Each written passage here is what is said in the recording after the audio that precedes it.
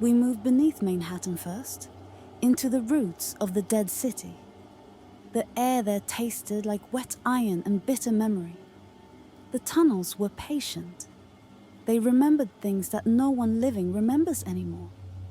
We lifted the sealed crates for the ribbons, cold metal, that felt like it was waiting for the world to tilt again. When we ascended back toward the day, the world had changed. A green shimmer bled across the horizon. Not light, not weather, not anything that belonged to this age. Like a pulse from below the bones of the earth. We followed. The land tore open into a ruined field of crushed concrete and shattered towers. Stone like broken teeth. Steel like fossilized tendons.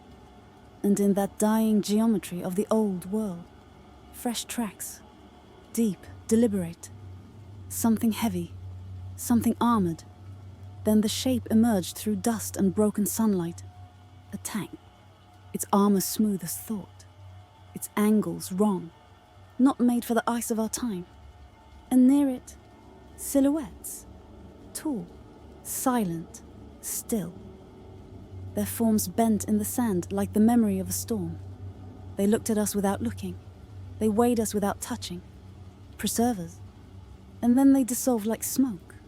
Not fleeing. Simply ceasing to be present. I felt the divinities whisper in my marrow then. Not as words, as gravity. We fled their ghost print into Sakura. The soot forests swallowed us whole. Burn addicts moved there like half-forgotten shadows, limbs twisted by too much chemical hunger.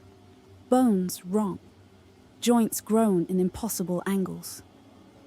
Men who once were men, their speech like broken antenna, all static and sorrow. We passed through as if through a fever dream.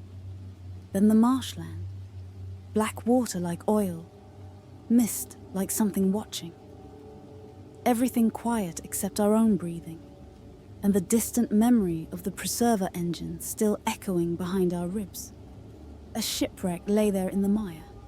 Rusted ribs split open like the carcass of a god machine. Skeletons tangled in steel.